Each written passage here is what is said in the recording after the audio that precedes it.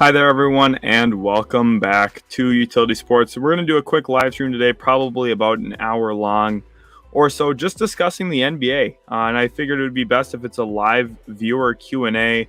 Any questions that you have today, literally about anything in the NBA, could be about me as well. Whatever you want to ask, go ahead and ask it, because I will be discussing all of that. You guys have been absolutely killing it with the support on the channel as well. So I do want to issue you guys all a huge thank you for all of that. As per usual, you guys have been just so awesome. So big thank you. If you guys are new to the channel, make sure to subscribe to Utility Sports, because we will be discussing pretty much everything about the NBA today. In today's live stream, we'll be talking about the NBA playoffs. We'll be talking about the NBA draft as well. So pretty much, if there's anything you're curious about, now is the best time to ask it, because I'm going to be giving my thoughts and opinions on anything you guys put in the chat today. So again, welcome everyone to the live stream. If you are new to the channel, it would be awesome to have your guys' support. I'm going to go ahead and update some things quick with the stream, so just give me 1 second. And if you are in there, welcome again to the stream. Glad to have you around. Please go ahead, put your questions in the comment section. And I'm going to start off by saying, who is your favorite NBA team? Comment your favorite NBA team now. Let's see if we can get a little bit of love and support for your favorite squads in the comment section, just while I'm working on a couple things here with today's live stream. Of course, absolutely insane what we saw go down last night. Really good play-in game between the Timberwolves and the Clippers. And I actually think the Cavaliers and Nets won, even though the Nets led pretty much wire to wire. That was a pretty good game as well. Cavaliers tightened it up a little bit near the back half, but Atlanta Analyst, glad to have you in here. And Atlanta Analyst says, must win for my Hawks tonight. It is, obviously. Of course, we're in the play-in part of the season, so pretty much every game now matters, and it is a huge one. Dylan, welcome to the stream. Let's talk about Atlanta versus Charlotte tonight. I think that's going to be a really fun game. And I'm going to give my thoughts on that one here, too. I want to hear your guys' opinions as well as we talk about it. But of course, we are talking about this 9-10 play-in game over here. You guys can see it on the stream. The 9-10 play-in game, it's an interesting one, because you've got Atlanta and you've got Charlotte. Atlanta started off the season pretty much the opposite of Charlotte. Atlanta was hot. Atlanta was not hot, excuse me. Charlotte was. And now toward the end of the season, Charlotte's really cooled off, and Atlanta's got all the momentum going into this game ever since the Cam Reddish trade. That was a massive trade there for Atlanta to get off of him, and I think it just kind of gave more role clarity to all of the players. Atlanta Analyst said, fun for you, nerve-wracking for me. I feel that, and that's the point of the design here with the play-in tournament, is it's supposed to draw a lot of eyes, a lot of attention, because it is just a one-game play-in where pretty much you have to lay all the chips on the table here. And if you're Atlanta, there is a lot of pressure here, because you are at home. But, you are going to have to play through a little bit of the stress and the nerves of a one-game playoff. Even the Clippers and Wolves last night, you saw how serious that game was. That game played like a playoff game. And I expect the same tonight for Atlanta and Charlotte. And you have to consider Atlanta has the edge in that type of format, because outside of Gordon and Hayward, the Hornets don't have a lot of players with serious playoff experience. They just don't. PJ Washington, LaMelo Ball, they just don't have a lot of guys who played in the playoffs. Okay, Terry Rozier has, so I don't want to discredit him either. But definitely an advantage, too, that they are at home, because the Hawks are 27-24 at home this season. That's in 51 games, so I'm sure he probably means 27-14, I would have to guess. Probably just a typo there. But yeah, definitely did free up a logjam when it comes to the injury, not the injury, but the trading of Cam Reddish. I just think it cleared everything out. And Hayward is out tonight. Okay, yeah, because I figured Hayward wasn't going to play, but I hadn't seen definitively yet if he was out. But thank you for bringing that into the chat. Again, welcome everyone to the live stream. Hopefully you guys are enjoying the content that we've been posting as of late on the channel. A ton of NBA content. I've been working really hard for you guys, getting out as much content as possible. There's a lot that goes on behind the scenes other than just me actually recording and hitting posts. So hopefully you guys do really enjoy that. And I actually did get a job today as well. So, and one that I'm pretty happy to have. So I'm fairly excited about that. But yeah, today's a good day. Today's a great day. Brain says, what series are you looking forward to the most? And this is a great question, and I'm glad we got this up on the stream right now. So you see the Suns play the 8th seed, which will either be the Clippers or the winners of Pelicans Spurs. Then you have Mavs Jazz, and I'm a Mavs fan, so obviously I'm excited for the Mavs, but I don't think that's the best series in the first round. Nuggets Warriors, that's probably my least exciting series, honestly, besides maybe the 1-8, unless the 8's the Clippers, because I think the Clippers, they're not going to beat the Suns, but I think they could challenge the Suns a little. The Grizzlies Wolves is a fun one, but I don't think that's my favorite one to look forward to. Heat, I think, are going to probably beat whoever the 8 is. They're just really, really good, so that's not mine. Then I'm going to skip over the Sixers Raptors because I think you guys are going to see where this is leading to. Bucks Bulls, no, that's not my most excited series. And Celtics Nets, I think it's going to be good, but I think the clear and obvious best series in round one is going to be Philadelphia versus Toronto because there's some storylines to follow. Matisse Thybulle can't play games 3 and 4 in Toronto. James Harden and Joel Embiid, there's been a little bit of a clash there from time to time where, when they look good, they look great. And when they don't look good, they look really bad. So Toronto, who has kind of found all their rhythm that they need, they've got a lot of momentum leading into this postseason.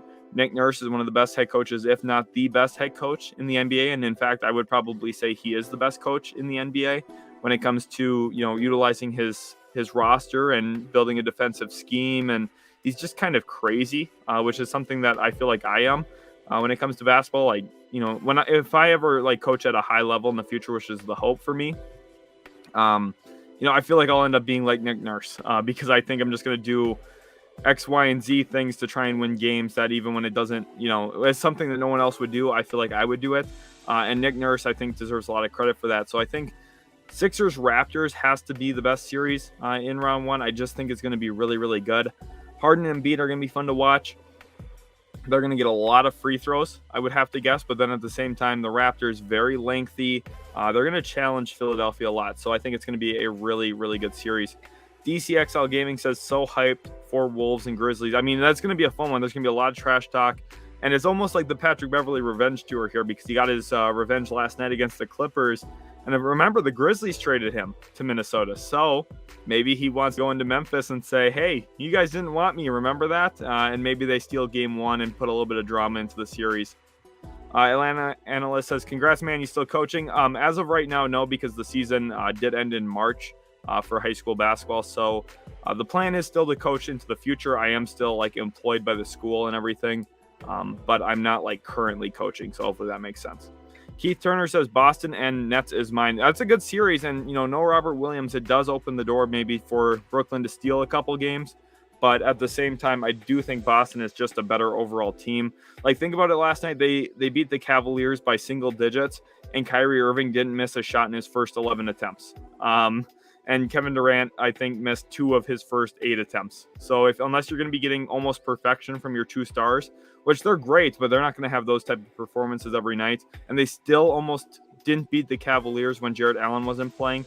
We do have a little bit of Ben Simmons drama, though. He did post a certain emoji on his story today.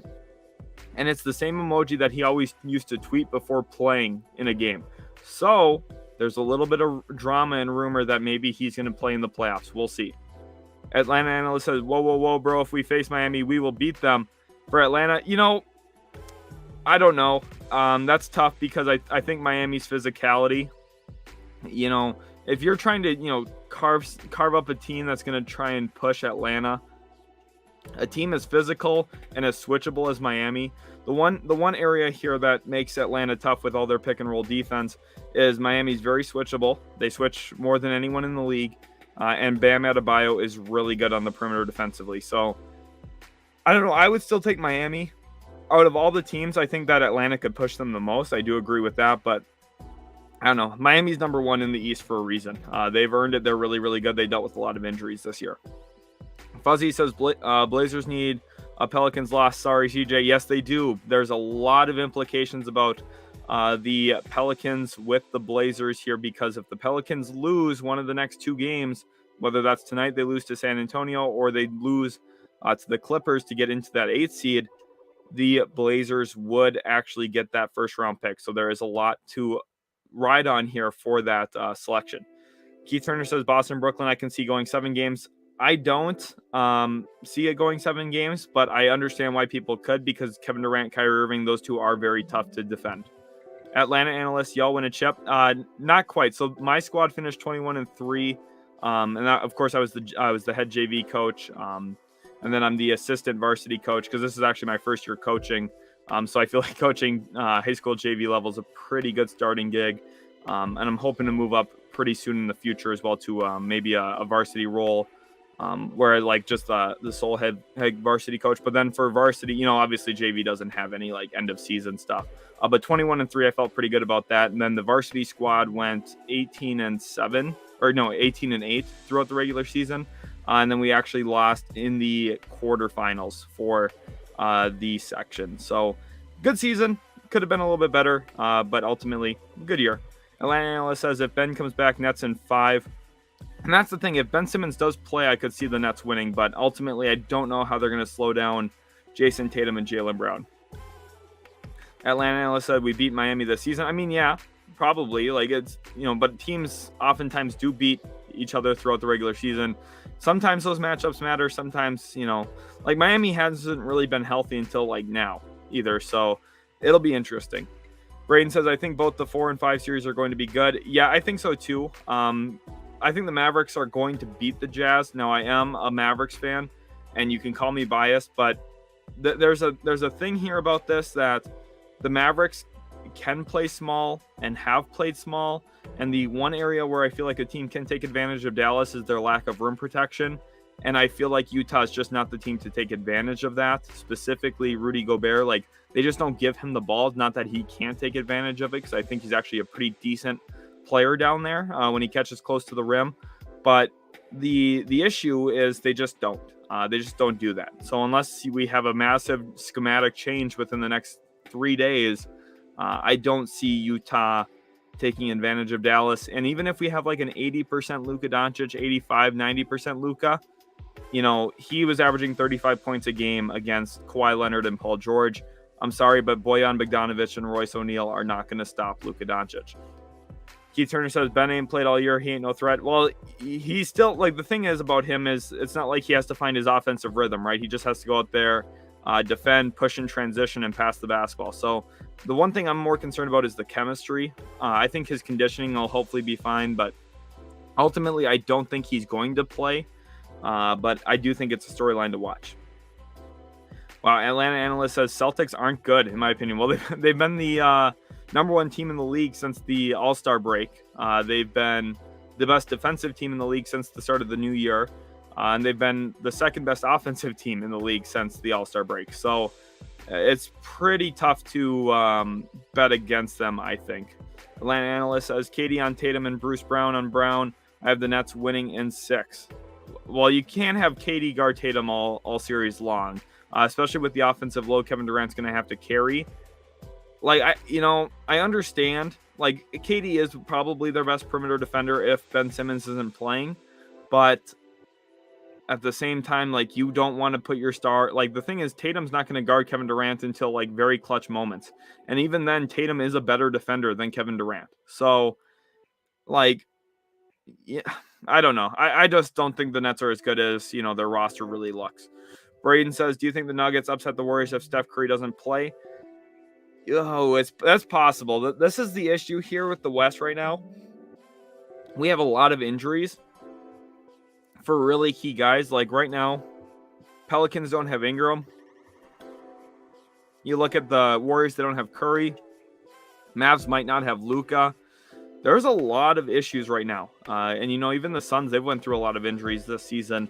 So for me, I still don't think so because the Nuggets don't have Murray or Porter Jr. So it's tough. I think it's going to be a good series, especially if Steph doesn't play. It probably goes 7 games. But I think I would still take the Warriors just because I believe in their system. And I think Jordan Poole has stepped up more than any other Denver Nugget has stepped up this year in the absence of the other guys. Atlanta analyst says Celtics lack experience versus a team with 2 champs on theirs. Well, I mean, Tatum and Brown have both played in 2 conference finals. And Marcus Smart has as well. Al Horford's been to the conference finals a bunch. they have pretty good playoff experience. So like I understand why, because like the Nets have done it at a higher level, but if we're talking first round of the playoffs, I mean the Celtics have been in the playoffs every single year of Jason Tatum's career, so he's been in the postseason a lot. So I don't want to think that I don't want people to think that they do lack like a lot of experience. So they just don't have the top end experience of like playing in the finals like Kevin Durant and Kyrie do. But at the same time, round one isn't the finals anyway. The media coverage isn't the same. It's not the same scheduling and all that. So first round of the playoffs, all these guys have experience of that. Braden says Mitchell versus Luke is going to be fun to see. Yes, it's going to be.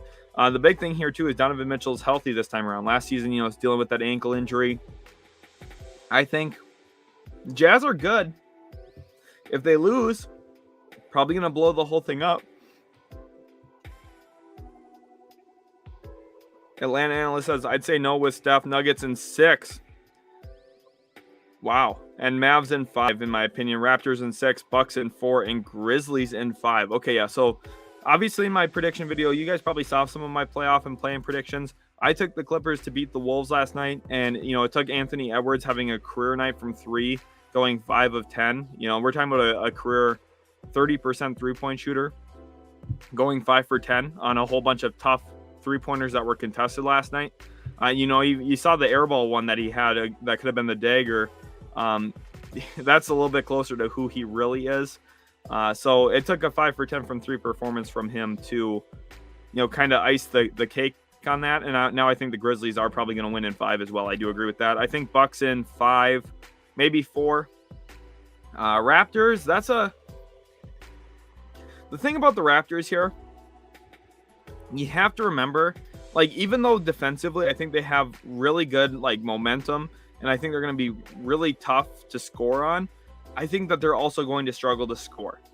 So I'm going to stick with the Sixers in 6, but the Raptors and Sixers is going to be the best series, I think, in round 1. Mavs in 5. I think Mavs probably in 6. Just given Luka's not 100%. Atlanta analyst says, please beat Utah so Mitchell can request a trade to Atlanta. That would be pretty interesting. Played his college ball at Louisville, so he's, been in that area of the world. Be interesting to see if he did request a trade. I think ultimately they would trade Gobert before they would trade Donovan Mitchell. Joe Mapes says, my dark horse through this playoffs are the Raptors with healthy Van Vliet. They're scary. That's the thing. Van Vliet's a really good defender, and offensively, he's going to have to be the guy for them.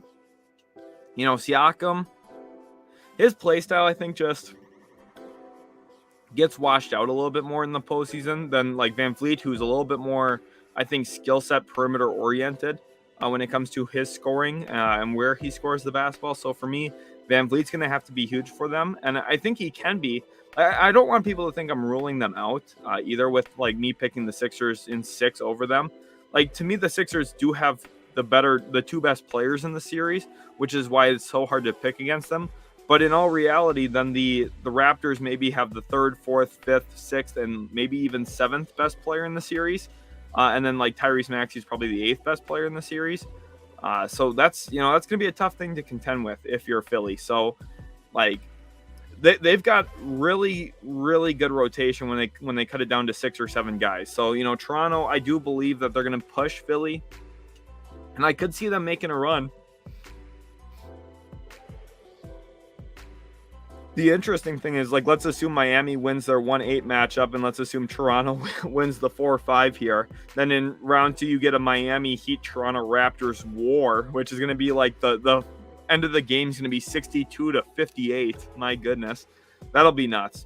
Atlanta analyst says true, but I don't know. I just don't see them winning. Yeah, I feel that.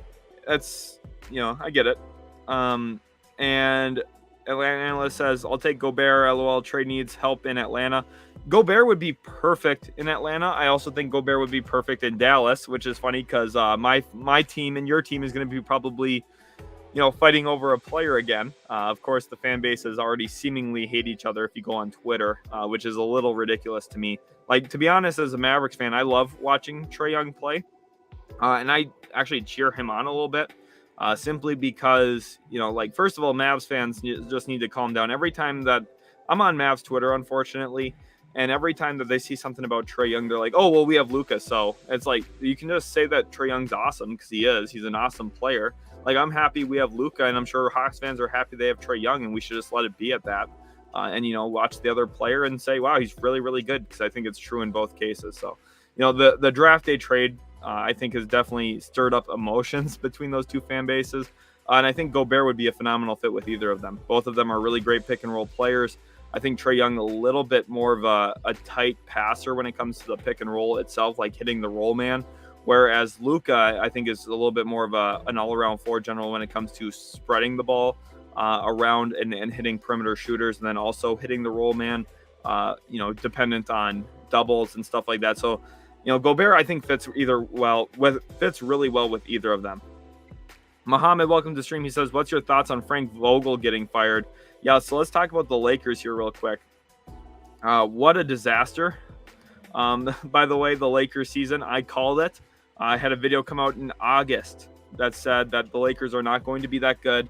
I think I predicted them to be a 7 seed, which obviously did not end up being the case. But at the time, a lot of people were considering them the favorites to win the NBA championship.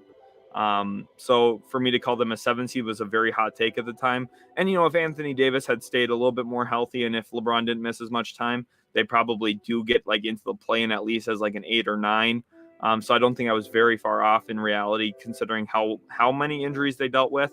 But that was the weakness with their roster, right? Is they were very thin because of the way they chose to build by going with Russ over depth. So, with Frank Vogel getting fired, it's just very, very bad management. I think Rob Pelinka is the worst GM in basketball. I've been very vocal about that. I think that the Lakers are a joke. And had it not been for LeBron James wanting to live in Los Angeles, they probably would have stayed a joke. He made them legit again. And the thing about this with LA, you just can't build a team with 3 players and a whole bunch of minimums. That just does not work. You can't do that in the NBA. And the thing is, here you have a great defensive coach, someone who is a mastermind defensively. I mean, absolutely phenomenal defensive-minded coach in Frank Vogel. You look at what he did even with the Pacers. He's a huge aspect for why Paul George developed so well defensively. He's the reason why Roy Hibbert was an all-star and one of the best rim protectors in the league. He's the reason George Hill was ever playable defensively in the playoffs. He's the reason Lance Stevenson was so competitive back in the day. I mean, Frank Vogel is a good coach. I don't think he's a great coach, but I think he's a good coach. And the Lakers decided, oh no, by the way, we're going to trade any good defensive player we've had the last 2 years when you've been successful building really good defenses. Goodbye to them. Okay, KCP out the door. Kyle Kuzma out the door. Didn't bring back Alex Caruso, chose Taylor Horton-Tucker over him for the same price point. Sounds like a mistake to me. The management is terrible there. Rob Pelinka is a brutal general manager. He should be fired, not Frank Vogel. And, ultimately, the Vogel firing was on, the writing was on the wall there. They were going to fire him. They only gave him a 1-year extension to start the season so that he wasn't a sitting duck head coach. But everyone knows if you don't get a multi-year extension, it means they're probably going to fire you because they don't want to commit a lot of money to you. And that's what happened here with Vogel. They decided they were going to fire him before the season started. They could have won 40 games and they would have probably fired him still. Sure, they didn't have the season they wanted to have. Do I think they could have had a slightly better season? Yes. But ultimately, it all comes down to roster construction, and Frank Vogel was not to blame for that. Atlanta analyst says, maybe y'all can take Collins. I heard y'all like him. And I love Luka as well. I think he's a top 10, maybe even top 5. But yeah, I'm happy with Trae for sure. Yeah, and that's the thing. I don't want any animosity between the fan bases. I just think it's ridiculous, specifically because we're in opposite conferences, right? We play you guys twice a year. So it's not that serious. If, Trae Young's having a great year, you cheer him on. It's great. Joe says, you probably covered this already, but you got Cavs making it. Will Allen be back Friday? So Allen's been dealing with that finger injury, of course, on his left hand. And for me, I feel like he should be back. Let's go back and pull up the play-in again here, because the games are tonight for Atlanta and Charlotte. So Cleveland will play the winner on Friday. And I don't know if Jarrett Allen's going to be back for sure. My guess is he'll be questionable. He'll be listed as questionable for that game, and he'll probably be a game-time decision. And if it's Charlotte, you need him. And if it's Atlanta, you really need him. So if he doesn't play, I just don't see them beating either of those teams. My guess is it's going to be Atlanta. I think Atlanta will beat Charlotte. And then if Jarrett Allen's not playing, my pick would be Atlanta over Cleveland, which really makes me sad to say because I've been cheering for the Cavaliers all season. I've been wanting them to do well. Darius Garland's ascension has been really awesome to watch. But unfortunately, I would have to pick Atlanta over Cleveland if I don't know for sure that Jarrett Allen's playing. Now, if Allen's playing, they've got a really good chance to win that game. But without him, it's like really, really not good. Atlanta analyst says, I don't think this was on Vogel. Rob Pelinka is awful and still mad at him offering a second-round pick for Cam. Glad our GM hung up. But yeah, Rob needs to be fired. Me and you could do a better job in that front office. I 100% firmly believe that. I've got a little bit of confidence to me, specifically with how I cover the NBA draft. I feel like I could do a good job as a GM. I really do. Like, I would probably need a little bit of help from, the cap managers and everything. I do understand how the salary cap works. I've read the CBA in its entirety. So I have spent a lot of time looking at it. But there's always a little bit of tips and tricks that the salary cap experts know how to manipulate a little bit more than I do at this point. But when it comes to actual talent evaluation, I just feel like I do know more than Rob Pelinka when it comes to talent evaluation. He just, specifically when it comes to team building, the thing here is talent evaluation isn't even just like, this is a good player. This is a good player. If we put two good players together, they're going to be good. No, it's like, this is a good player with this skill set, and here's a good player with this skill set. And those skill sets sometimes mesh. Sometimes they contradict each other. And Russell Westbrook and LeBron James, those two obviously contradicted each other. And I don't care how much pressure LeBron put on Rob Pelinka. You have to look at him and say, this makes no sense. This doesn't make sense to do.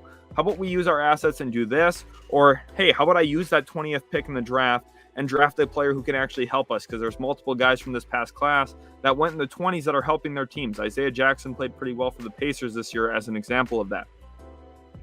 Mohammed wants to know, who do you think could become the best prospect in this year's draft? So let's actually go ahead and transition here to the draft. We'll actually share something else on the screen as well, just so you guys can see the lottery odds while we're talking about the NBA draft, because I do want to talk about the NBA draft in this live stream as well, because I do really like the NBA draft. So here are the lottery odds again. I've got them up on stream for you now. And the best player in this draft is Jaden Ivey. I don't think it's going to be a could be. I don't think it's a if. I think Jaden Ivey is the best.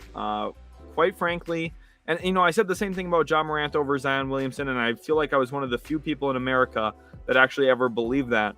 But the reasoning why here is very clear to me. Jabari, I don't want to sell the other ones short. The other prospects are very good. Chet Holmgren, I really like him as a prospect in a certain style and system and the way you're going to use him. He's not going to score 20-plus points a game, but he's going to be pretty good at what he does. Jabari Smith, a very nice shooter, overall pretty good offensive skill set, and defensively very flexible and versatile.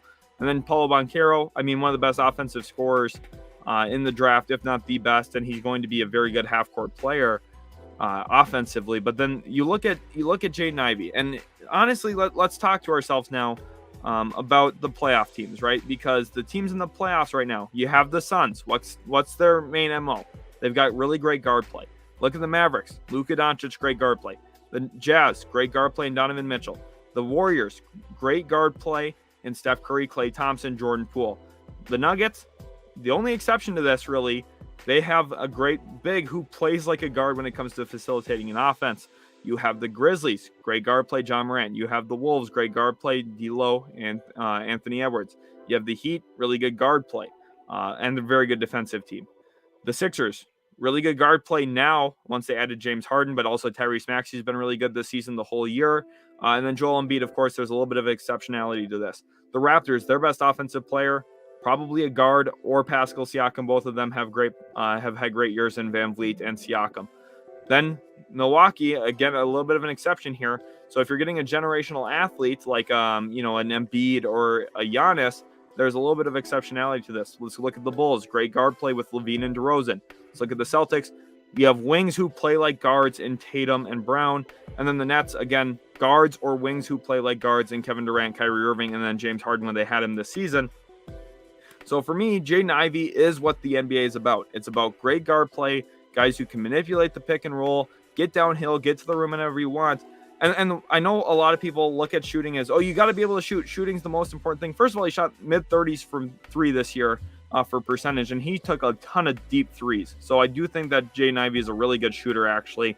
Not like he's going to be a sniper, but I think that's not like a massive weakness for him. I just think he's got to find a little bit more consistency with it, because there's a few games where he just can't hit. But, I think that he can develop into a fine shooter. And then you look at, with where the NBA is at with him, the situation that I need from Jaden Ivey is to give him the ball and let him go to work. And I think he's got to grow a little bit more as a playmaker. So the NBA draft is all about finding a player who can change your franchise, and I think it's Jaden Ivey this year. Flecko wants to know, how many offseason vids for the teams are you going to make? I'm going to make a bunch. In fact, I've got one more scheduled already for tomorrow.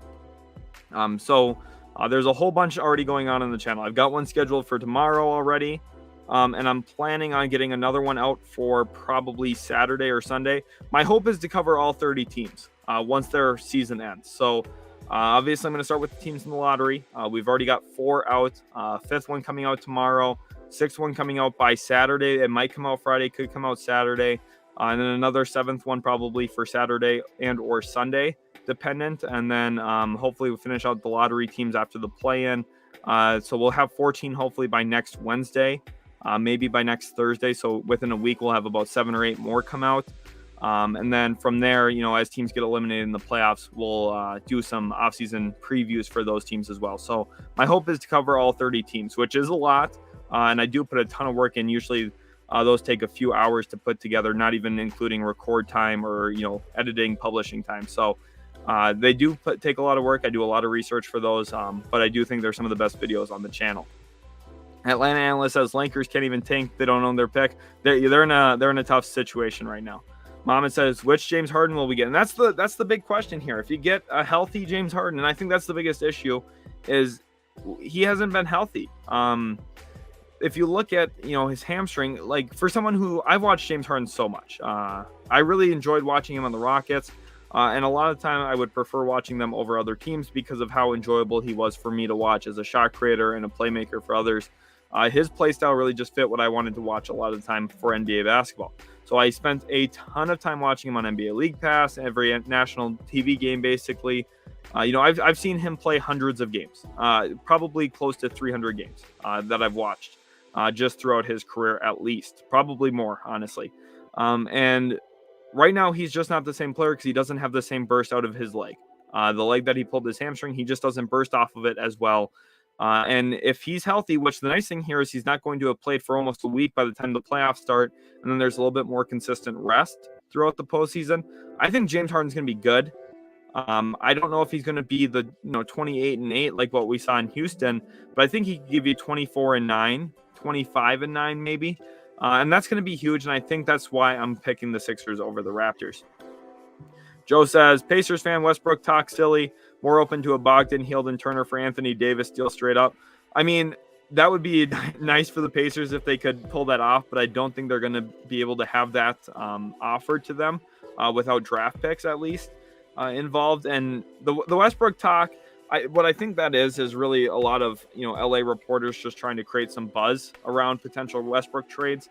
But the one thing that does make sense about it here is if you're Indiana, if you can get 2027 first unprotected from the Lakers and a 2028, top 1 protected or something, like with a swap right, you can get like a bunch of assets and Taylor Horton Tucker just to give up like Brogdon and Hield, and you have to take in Russ and you get all of those future assets. Think about it long term. If you add a really, if say you move up into the top 4 this year, you add a really good player in, like, say, Jabari Smith or Chet Holmgren or something, and you have your core then of Tyrese Halliburton, Duarte, you have Isaiah Jackson, Miles Turner still, and you add like a Holmgren or Jabari Smith or whoever it is, Boncaro, maybe even Jaden Ivey. You have that great young core, you develop them, you progress forward, and then all of a sudden in 2027, the Lakers are terrible, and you have a top 5 pick to add to that group. That's why it may be intriguing. And the thing is, here, taking in Russ, you might not even have to play him this year. You could just probably even release him, take the cap hit on your season this year, and then you look at it and say, well, it's only 1 year on his contract, so he's going to be expiring It's not going to really hurt our future cap table. We're going to go into next offseason with money, and you could really add more players in free agency as well. So I don't think it's absolutely crazy. Now, I don't think it's going to happen, but I don't think it's like the most nuts thing ever to consider. Flecko says, going to need a few picks in there. Yeah, that's exactly what I think too. If you're going to try and get AD, you're going to need to give up some assets. Fabian says, what is the lowest pick the Knicks can get? So let's go ahead back to the cap table here, or to the pick table. So the lowest pick the Knicks can get, and you see right now they are at 12. So realistically, the lowest pick they can get is 14. That's the lowest pick they can get because they're in a situation here. It's very low odds, but it is really possible because there's a 0.7% chance here that Charlotte gets pick 1, and there's a 0.8% chance here that Atlanta gets pick 1. So ultimately there's a 4% chance in here. If you add all these numbers together, there's like a 3.9% chance Atlanta gets a top 4 pick, and there's a 3.5% chance here that Charlotte gets a top 4 pick, and you need both of these things to happen for New York to pick 14, which is very unlikely. But again, it is possible. It's a 0.1% chance they pick 14. More likely than not, though, they do end up picking 86.1% of the time at pick 12. So that's more than likely the pick they're going to have. But again, very possible too they could move up because there is a 3.2, 5.1, so 5.1 plus 2.1 is 7.2. There's a 7.2% chance they pick top 4. And we've seen crazier things happen. So, yeah, I don't think anyone really wants Russ. I think they're going to try and use him to leverage other assets away from the Lakers.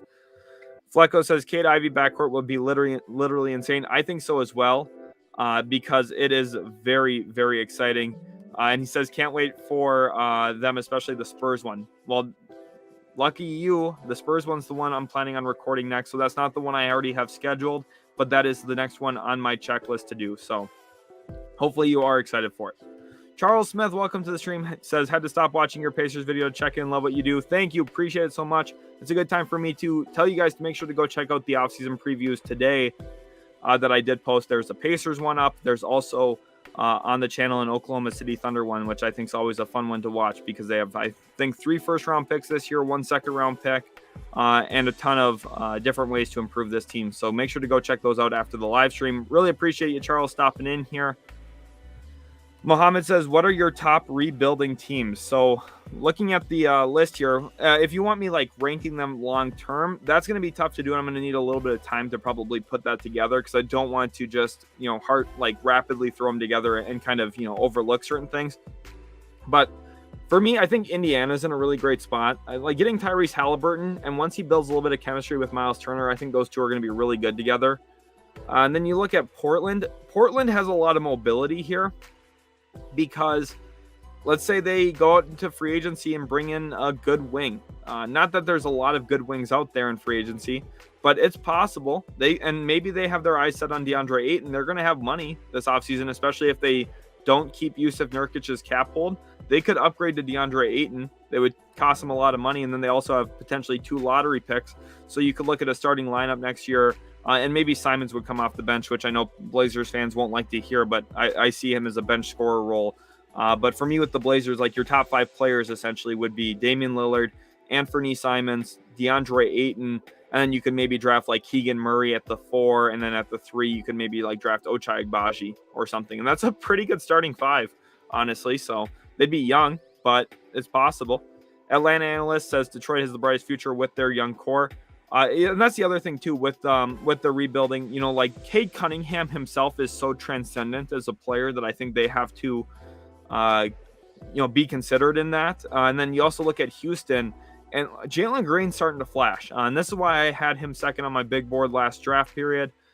Throughout the process, I always viewed him as the number 2 guy.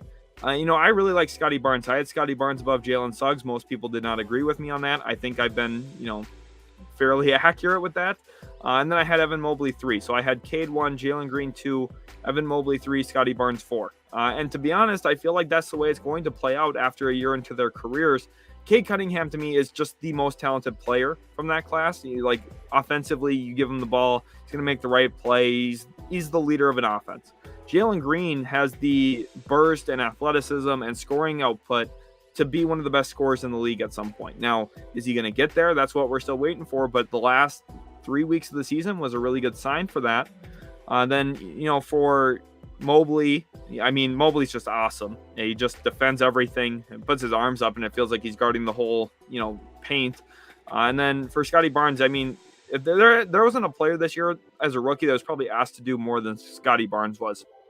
So for the Scotty Barnes situation, you look at a player who, if we're being honest, like just did everything. He played point guard, played center, defensive. He just roamed. He was awesome. So Scotty Barnes is really great too. So that top four, very incredible.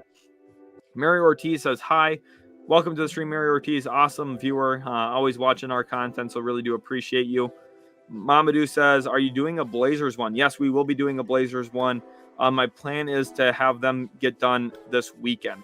So probably by Sunday, maybe Saturday. So Mary, you're going to like this too. I actually have an Orlando Magic one scheduled. And then the plan is to do Spurs and Blazers in that order. So it's coming up. Just be patient with it. I'm going to get around to it, okay? So and part of why I waited for the Blazers, and you might be wondering why, is because I wanted to know what was going to happen with this Pelicans pick. So if the Pelicans lose tonight, I'll know that, hey, they're in. And that's partially why I've been waiting for the Spurs as well, because they are in the play-in. So those two are a little bit more complicated with exactly how everything, kind of plays out, because I don't want to do an offseason preview, go through, record something, post it, and then all of a sudden they, win in the 9-8 game or, 10-8 game. And beat the Clippers and get into the playoffs. And then all of a sudden my offseason preview is just inaccurate. So I'm trying to be the most accurate possible. So just be patient. After the playing games, those will come out. Joe says, I'd be happy with Pacers getting Mathurin or Murray in the 5-8 range. Paul would be awesome if we got lucky, but the other two are good players too. Yeah, Mathurin, I love Benedict Mathurin. I think Mathurin would be phenomenal for Indiana. And I think actually Rick Carlisle is maybe the perfect coach for Ben Mathurin. What Ben Mathurin reminds me of is a combination of Mikal Bridges for Phoenix and Tim Hardaway Jr. for Dallas. I've been saying it all year, and I think that he would be an awesome addition for Rick Carlisle because he's found so much success with players similar to him in the past. When you look at, Jason Terry, who has kind of more similar to what Mathurin's skill set is as a perimeter scorer, and then Tim Hardaway Jr. as well. Like, those two really found a lot of success for Rick Carlisle, and I think Mathurin would as well. Chicago says, my Bulls is about to get killed by the Bucks. I think so, probably. Sorry, but I do think you guys are probably going to get run out of the gym by Milwaukee. I just think Milwaukee's a really tough test for you guys. Muhammad said Detroit really took a turn. Yeah, they did. I think they've moved in the right direction. Now, I think they're going to have to look at potential Jeremy Grant trades. We'll see what happens with him. That'll be part of a Blazers offseason preview, as well as the fact that, maybe Jeremy Grant ends up in Portland. So if you are interested in Detroit, I do have an offseason preview for the Pistons up on the channel. If you haven't checked it out, make sure to go do so. Also, if you guys are new to the channel, please hit that subscribe button. It would be awesome to have you be a part of what we do here. Mamadou says Simons is definitely starting. See, and Blazers fans, I definitely understand why they think that. And partially what I'm trying to say here with that is, for me with Chauncey Billups, I think you guys want to be better defensively. So what makes sense to me is, kind of having a bench guard or a guard who maybe isn't better than Simons, but is a defensive-minded guard. You start him over Simons and then bring Simons into the game when other teams are starting to sub, where you have, probably arguably one of the best players on the floor still. Once Simons checks in, you could even take Dame off in those minutes. It gives you more flexibility with your lineups. So just because I'm saying he could potentially come off the bench doesn't mean I think he's not a top 5 player for that team. I just think that it does give you flexibility in the way that you manage minutes for like Dame and for your team in general. King J, welcome to the stream. He says, what do you think about the Spurs' future? So it's going to depend on kind of what happens in the next, 24 hours here, because they do have a playing game tonight against the New Orleans Pelicans. And if they beat the Pelicans, I could see them, maybe upsetting the Clippers, and you get into the playoffs, and that would be huge for these young guys. And it's also going to come down to Greg Popovich. If Popovich isn't the coach next season, I don't know. It's going to come down to who they hire. I think that they've got some really nice young players, and I love DeJounte Murray. I think DeJounte Murray should be most improved player of the year because he took a massive jump in pretty much every area of basketball. I know a lot of people look at Jordan Poole, and Jordan Poole had an awesome season, don't get me wrong. But DeJounte, I think, just took the bigger step. He went from being good to a star, whereas Poole went from being, average to really good. And I think that the jump from good to star is harder than the jump from average to really good. So for me, I would have picked DeJounte for most improved player. And I think the Spurs do have a good future because of him. Joe says, do you see a top prospect falling out of the lottery? Team needs and shockers seem to always happen. Yeah, I think a player who could be, and he's not widely considered as a top prospect, but Jaden Hardy, I think it's possible he falls out of the lottery. I don't think he should. But if he does, he would be available. And I think he's got really high upside. I mean, really immense upside, honestly. So if he falls, I think a team should take him.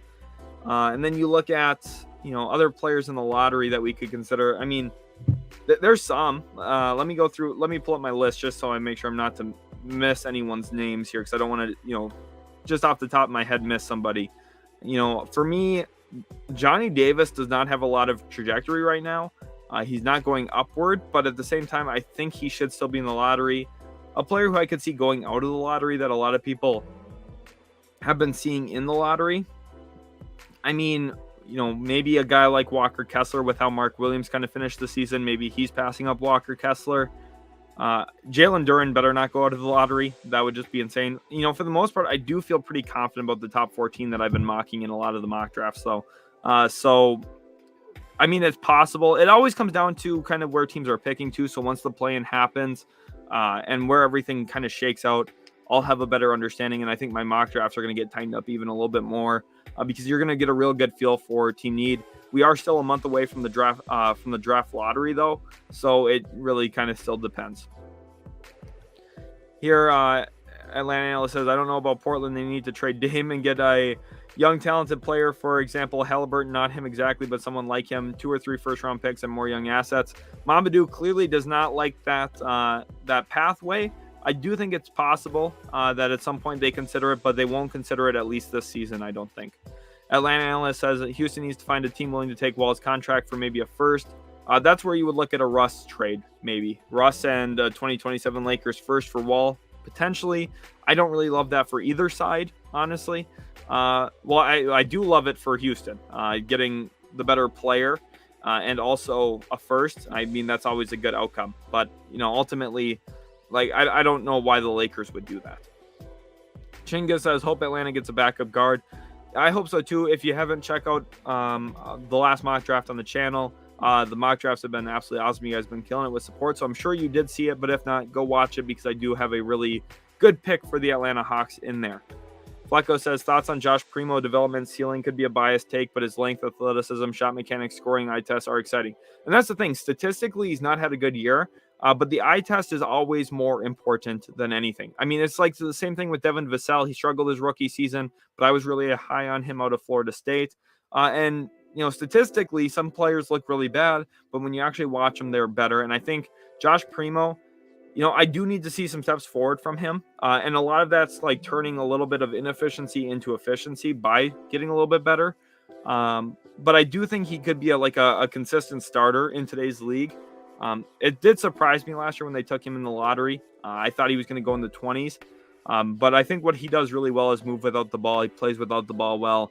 And he's a selfless player, which is a really good fit next to DeJounte Murray long-term. The one thing, I think San Antonio probably needs to make a consolidation trade. You just have too many good young players. You don't have enough great players, if that makes sense. So, like a Primo and, like Lonnie Walker. You've got a lot of good players. I still think you're a really great player away from being, a really serious team in the Western Conference. Specifically, if you add a great player, a great wing scorer next to DeJounte Murray and Keldon Johnson and Jakob Poeltl, I think this team's there. Think about DeMar DeRozan, and DeMar DeRozan just wasn't the right guy in San Antonio, just given what that roster had. They've and DeJounte's progression without DeMar DeRozan there, those two things are not mutually exclusive. Because DeRozan was doing a lot of the playmaking, had the ball in his hands a lot more. Now DeJounte's been given more of the opportunity to do that. So I think it is very fair that I think Josh Primo, could continue to develop. We'll see exactly what plays out for him, though. Big J says, sup, Wizards can't afford to re-sign Thomas Bryant with number 10 pick since they're moving KP to power 4 next to Gafford, Williams, or Duren. Okay, so yeah, I think those are both on the table. What I've been mocking consistently for Washington, though, has been guards. You could look at a variety of point guards. Dyson Daniels, I think they would consider because of his size and defensive capabilities and his playmaking feel. I could also see them looking at Ty Washington. Could consider them seeing Kennedy Chandler, especially if they traded down a little bit and got Kennedy Chandler still. On the other player I've been mocking them is Jaden Hardy. I think Jaden Hardy makes sense simply because if there's any concern at all, if Tommy Shepard has any reservation that maybe Bradley Beal wants to play for another organization in the future, you want to have a player who can maybe become your tough shot maker and has massive upside. And for me, Jaden Hardy's that guy. I prefer Hardy over any combination of Washington, Daniels, Kennedy Chandler. I think Hardy's just a better prospect than those guys. So even though other people, you probably do look at other mock drafts, I'm guessing, and you probably are going to say, whoa, Jaden Hardy's not getting mocked that high. Those experts, and sometimes they're right, but I'm telling you right now, Jaden Hardy is worth a top 15 selection in the draft. So for me, I would consider Jaden Hardy. If I was Tommy Shepard, I would take Jaden Hardy. Unless Duren's there. If Duren's there, I would take Duren. But I don't think Duren's going to be there at 10. I just don't. Emmett Gaming says, yo. Welcome back to the stream. Awesome subscriber, always watching our content. So really do appreciate you being back in the stream. Mary Ortiz says, I don't know if you said it already, but what do you think of Ron Harper Jr.? I would like him for the Mavs, maybe insurance for Maxey. Yeah, I think Maxey is potentially on the way out even, which I know that's going to be a hot take, and you're probably not going to want to hear it, Mary. And trust me, I don't either. I'm a big Maxey Kleber fan. But for me, with the Mavericks, Maxey Kleber just hasn't had a great season this year. And with his salary point, I could see them attaching him and Davis Bertans in a deal to make something happen. It's possible. Those two players, their salary together does get you some stuff in the open market. So we'll see. But I think Ron Harper Jr. to Dallas does make a lot of sense. I actually really love that fit. So thank you so much for the comment there. Again, Mary, really good comment. So let's go ahead here now back to the playoff picture because we have a comment here from Mohammed again. And again, I do really appreciate all you guys' comments. Absolutely been killing it. And he wants my finals prediction. So let's go ahead and talk about it here on the channel. My finals prediction. There's a lot of different things you could consider and look at. So Phoenix is just the best team in the Western Conference. The only team that I think can really seriously push them is a healthy Golden State, and we don't know if they're going to be healthy. And already, if you have any reservations about Golden State beating Denver because of no Steph Curry, then you should probably be a little bit hesitant here because right now I think Golden State is really the only team that could actually push Phoenix. I think Memphis is too young. I think Golden State has the pieces. I don't think Dallas has a defensive option against DeAndre Ayton, specifically when he's up screening for Chris Paul. I think Chris Paul always beats the Mavericks. I think he has like a career winning percentage of like 620 against the Dallas Mavericks. So the Mavericks can't beat Chris Paul. And, looking at the Jazz, I have some of those same concerns about like Gobert in the pick and roll against Chris Paul. They're just going to try and isolate him, and Paul and Booker are just too good. So for me, if the Clippers had been healthy with Kawhi, I could have seen them pushing the Suns. But otherwise, I think the Suns probably win the West. And for the East, it's tough, but I have to pick Milwaukee simply because, we just saw them do it. I think we have a finals rematch from last year. I would go with the Bucks and the Suns in this year's finals. 1 second here. Let's go over to Mamadou. He says, I understand what you mean, but Simons is going to get paid this summer, and I don't see him coming off the bench despite defensive concerns. Yeah, I mean, that does make sense, too. There is always that element of, like, hey, we're about to give this guy, like, $20 million a year. Should we actually have him come off the bench? And that is a fair point. So, that's a good point. I didn't really consider, like, the whole, hey, we're about to pay this guy aspect of that, too. And that's going to be coming down to how Chauncey Billups really feels. I think they'll maybe play around with it as well. I think they might try both for certain parts now that you say that. So I don't know. We'll see. I know Blazers fans didn't like when I said that in another video, and I didn't mean it in like a disrespectful way to Simons at all. But, it probably came across that way because for Blazers fans, he's clearly been the best player on your team this year. just given the fact that Dame hasn't played and Nurkic has been out, and just given the season that Portland's had. Chinggis says, what do you think about Bryce McGowens? For anyone who doesn't know who Bryce McGowens is, he is a draft prospect from Nebraska. He's a 6'7" guard. He actually plays for the Cornhuskers. He plays for head coach Fred Hoiberg there, and the Cornhuskers are terrible. And part of that is because they're trying to build up that program yet. McGowens was clearly the best player, didn't have a lot of talent around him, and as a byproduct of that, had to shoot a lot of tough shots. So if you look up his stats, you're going to say, oh my gosh, this guy's not good. His efficiency was brutal. But realistically, there's a lot of development that I could see happening with him. And there's a lot of potential in there. He's a 6'7" guard with really good finishing capabilities around the rim. He's very athletic.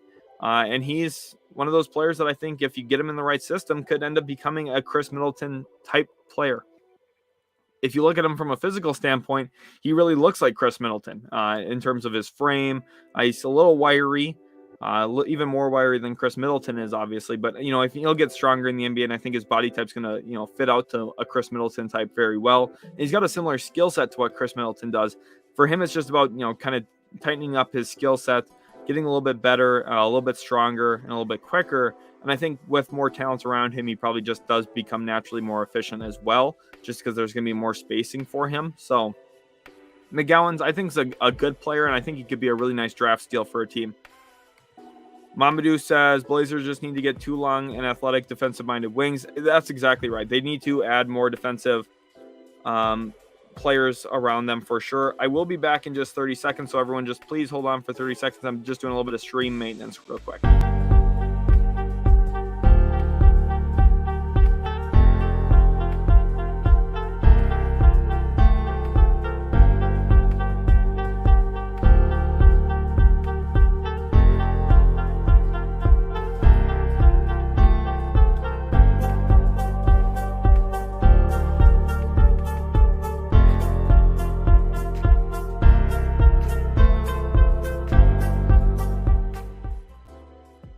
And on the topic of draft discussion here, Red Trial says, I want Paolo to the Pistons.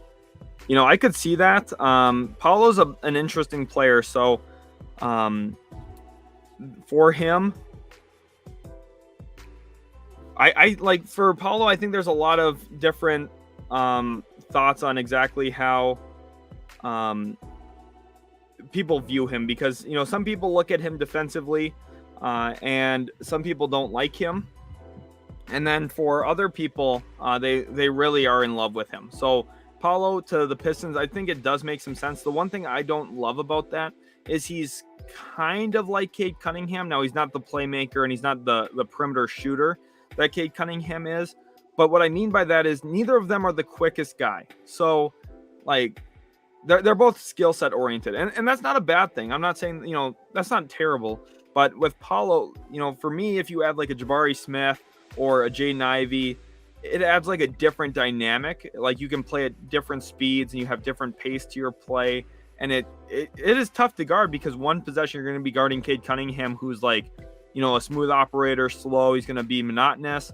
And then the next play, you might have to be matched up on Jaden Ivey, and all of a sudden he's at the rim before you even can blink your eyes. So, that to me is one of the reasons why I would maybe not take Paolo if I was Troy Weaver.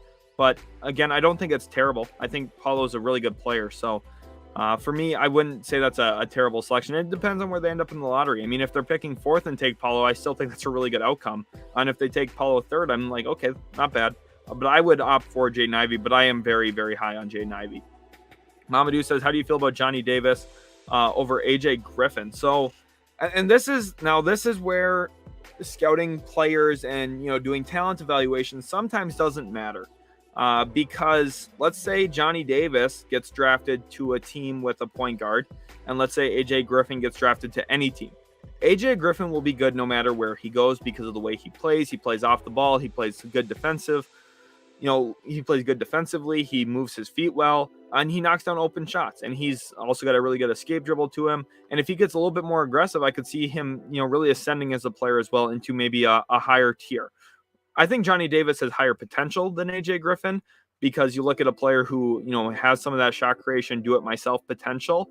But at the same time, he's got a very low floor because if you put him next to a player who's rather ball dominant, Johnny Davis, who's not a great spot-up shooter, they're kind of opposite players here because Johnny Davis, 6'4", 6'5" guard, whereas AJ Griffin like a 6'7" wing, who's big, strong, physical, and Johnny Davis is more skill set oriented, and he's very good off the bounce. But the thing is, it depends on where he goes, because if he goes into a team where he's not allowed to do that or isn't given as many touches as maybe he deserves or feels like he deserves, I think it might not work as well.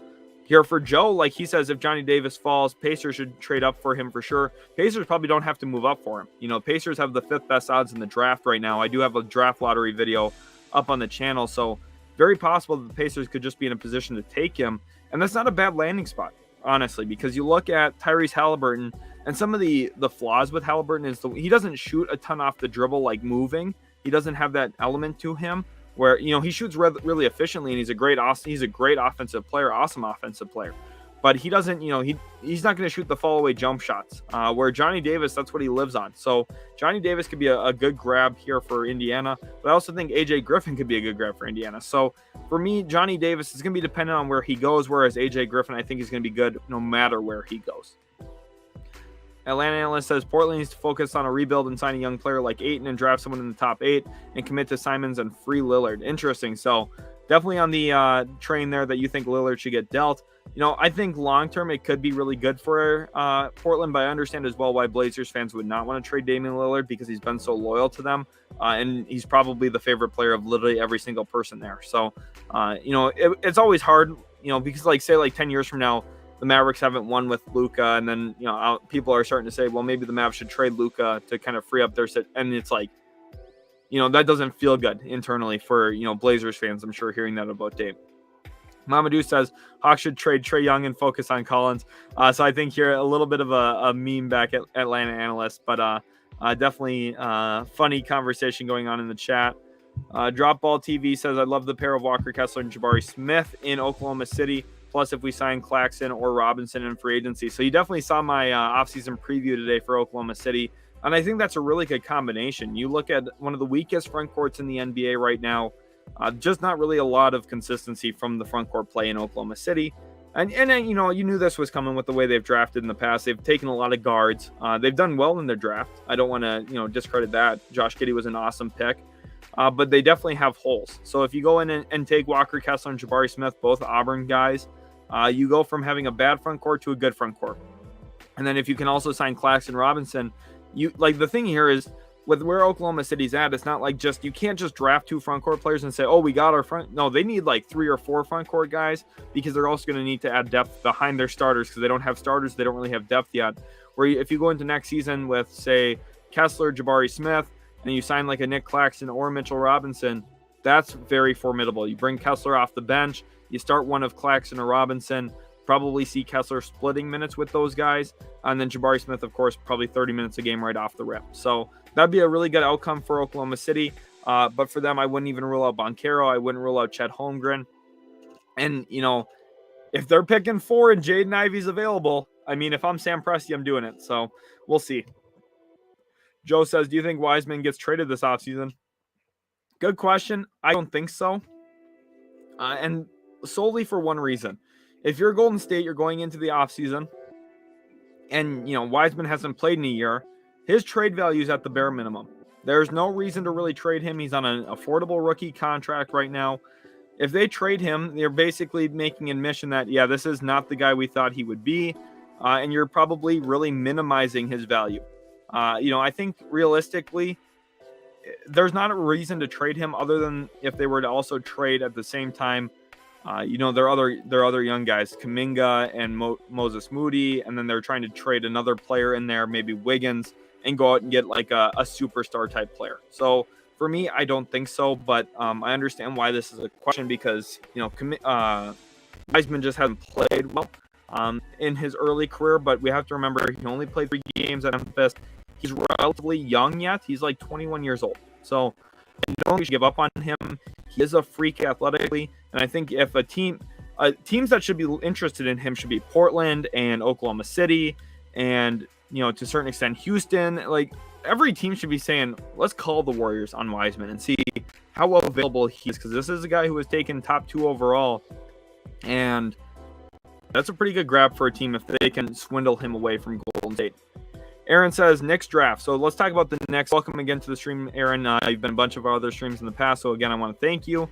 And talking about the New York Knicks specifically, with where the Knicks could look to go, I think that they're going to look for a guard, whether that's a point guard or a shooting guard, because you have to feel really good about Obi Toppin. You have to feel really good about where you're at with him. In the absence of Julius Randle, he's been awesome. And I love Obi Toppin, I really do. So, and you have to feel awesome about RJ Barrett. RJ Barrett just had a really great season. I don't think enough people are talking about it, which is surprising because it's the Knicks. But RJ Barrett's been awesome this season, even though the team's been losing. So you have to look for complementary players around those guys, whether that's Ty Washington, who's more of a facilitator type, can also score himself in the mid-range. It gives you a little bit more dimensionality to your offense with the bigs that you usually play in Tom Thibodeau's system defensively. Tom Thibodeau always loves those rim-to-rim bigs. So if you can get a good screener in there, Nerlens Noel, Mitchell Robinson, if they keep them, those two screen fairly well. So I think that does make some sense. And then you also look at other options for the Knicks. I mean, Jaden Hardy, if you're looking for a shooting guard with upside, it could make some sense. Dyson Daniels makes sense for Tom Thibodeau, specifically defensively, because he's a very good defender. The one thing I would be cautious of is I think there's a chance Dyson Daniels becomes Frank Ntilikina 2.0 because he does not have a jump shot. He just does not shoot the three ball well and is not a reliable scorer. So for me, I'm not sure. I would probably steer away from the Dyson Daniels, but I do think it's possible they would consider him.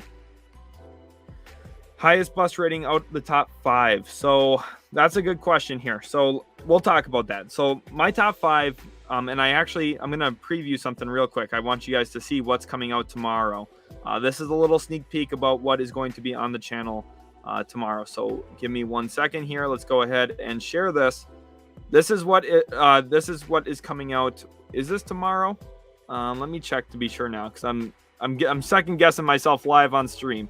I think that's coming out tomorrow. It could be tomorrow or Friday. Let me check. Yes, that is coming out tomorrow. Okay, so that'll be out tomorrow at 11 a.m. Central Time, and basically noon Eastern Time. That'll be my draft. So you'll see what my top 5 are. In there, you'll see actually top 31 in there. So I actually did my top 31. But what you'll see in there is, I'm going to spoil it a little bit here, but I'm not going to do it in order, so you guys can't actually cheat and don't know my top 5. But my top 5 include Benedict Mathurin, Chet Holmgren, Jaden Ivey, Jabari Smith, and Paolo Banchero. Those are my top 5, not in that order. And out of those 5, I think the guy with the highest bust potential probably would be Chet Holmgren, but I'm not anti-confident in him. I think that he is going to be good. And part of that is, the thing here is when I talk about my top 5, the reason I have them evaluated in my top 5 is because I'm evaluating whether there's bust potential or not. And realistically for me, if I'm going to put a guy in the top 5, usually for the most part, I'm going to say that I don't think they're going to be a bust, right? So I don't think any of those guys are going to be a bust, but the highest bust potential there is going to be Chet Holmgren just because of his physical frame. But again, I don't think he will be a bust. Mason says, has Tyler Hero exceeded your expectations for your 3? Yes, he's been so awesome. Tyler Hero has been really, really good. So a lot of credit to him. I mean, he's probably the best half-court offensive player for the Heat this year. It is very, very tough to be the half-court player offensively for a team that's number 1 in the East. So a lot of credit to him. Could the Rockets reach for Ousmane Dieng with the Brooklyn pick at 17? Yes, for sure. They for sure could, specifically because you look at, with where they're at, 17th, like, that's not even a reach, I don't think. I think Ousmane Dieng, realistically, his range is anywhere from like 14 to 27 as of right now, and I think we're going to get it like a little bit closer. This is what I'm talking about, too, about like tightening up my drafts. Is I'll get like a better feel for which teams are looking at which players as we get throughout this process. So a range that's here right now for a player might tighten up to like something like this. And then once it does, it's about 4 or 5 pick range. Then I can usually find out a pretty good idea of where he's going to go. And a lot of that speculation right now too, where I'm like Ousmane Dieng makes sense for a team like Houston because he's got long-term upside. They've obviously watched players in the NBL before with their Jayshawn Tate signing. So I think Ousmane Dieng could be a really good pickup for a team. And it'll be interesting to see how he plays out. definitely have a little bit of beef going on in the chat. Guys, let's keep it cool. Let's keep it cool between Portland and Atlanta. Okay, different conferences. Both of them have, I think, good futures. They're just going about it differently. So let's air that out a little bit. It says, what's up? The Raptors this offseason have no cap space, basically, and their best players are on deals. What other role players do you think the Raptors should sign going with their play style? Well, one player that would be perfect for their play style would be Robert Covington. He is an unrestricted free agent from the Clippers this offseason. They will have bird rights on him, though, so they might look to keep him. So I could see him staying in LA, but I think the Raptors would really consider a player like him. I could see them also keeping Thaddeus Young on a mid-level exception. They obviously traded for him from San Antonio, gave up a pick for him, so I think they feel really confident in him. So we'll see. Joe says, do you think Ayton signs with the Suns or leaves for big money? Suns tight on cap yet? Well, they're not necessarily tight on cap, but what they can do is they can go in the luxury tax to keep him. And that's if they're assuming they want to keep Cam Johnson as well, which I think they would want to, because Cam Johnson's been awesome for them. And the thing here is, I think it depends on what the free agency market really looks like for Ayton, because I'm telling you now, I do not think the Suns are going to give Ayton a max contract. Now, does a team like Oklahoma City or Houston or even Portland or any other teams, Orlando maybe even, there's teams out there that maybe would consider giving him a max contract. It's going to depend on that. If he gets a max contract offer, if I'm DeAndre Ayton, I'm taking that and going. Especially if Phoenix wins a championship this year, that means, hey, we got to the mountaintop, we did our thing, and now I'm going to go get paid. And Phoenix historically doesn't go into the luxury tax. You look at a very cheap owner there in Robert Sarver, an owner that is very not well liked by the fans there in Phoenix. And I think realistically, that could be a sticking point here for DeAndre Ayton. If he's getting $8 million less a year, why would he want to stay? That's the thing. And I think the one thing, too, is it's very easy as a fan to say, oh, well, he should just stay and pass up money.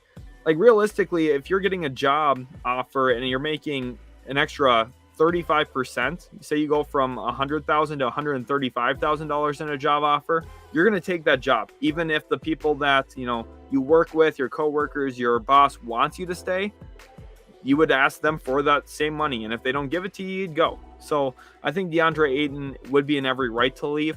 We'll see exactly how it plays out. Aaron says, Bryce McGowan's reminds me of Jordan Clarkson. That's a good comparison too. He's a little bit bigger than Clarkson, a little bit taller, but kind of that same like bench scoring capabilities. And very interestingly enough, Jordan Clarkson was a second round pick himself. So that's a pretty good comp there actually in terms of, maybe the way that their career is going to play out here. Osvaldo says, I'll take any of the top three to the Rockets, but Chet really seems like he has the highest potential to bust. And that's what I'm saying here. Like, I don't think Chet's going to bust. I do have a Chet Holmgren draft video, scouting profile on him up on the channel. So I do highly recommend checking that out, because if you're a little iffy on Chet, I think that's going to kind of calm your nerves on him a little bit, just showcasing some of what he does really, really well, which is a lot of different things. So if you are nervous about Chet, go check that out. Maybe it'll put you at ease a little bit more. I'm not saying he's going to be a multi-time superstar, multi-time all-star, superstar level player, but I think what he is very functional, and you can use him in a lot of different ways. So Mo says, I want Ivy at the Pistons. Cade and Ivy would be a dream backcourt. That would be an insane backcourt. So talented, so good. So I completely agree with you. I think Ivy would be really, really awesome there. Atlanta analyst said Pistons need someone else in their backcourt with Cade other than Killian. I completely agree. I think Killian Hayes is going to end up being like a solid bench point guard who can run sets and set up your offense and be a pretty solid defender. So for me with Killian Hayes, like, he's just not the running mate next to Cade that I think a lot of Pistons fans kind of hoped he would be. Joe says, Chet scares me too. I'm not sure how his body reacts to an injury. That's the one thing too, an 82-game season will put his body under a little bit more stress. But again, even if he gets injured his first or second year in the league, as long as he, gets a little bit stronger, puts on a little bit of muscle, which I think he will, every single draft prospect always does, we could see him, at a better playing weight rather quickly into his career. Dan says, will the Beal Supermax be the worst contract in the NBA?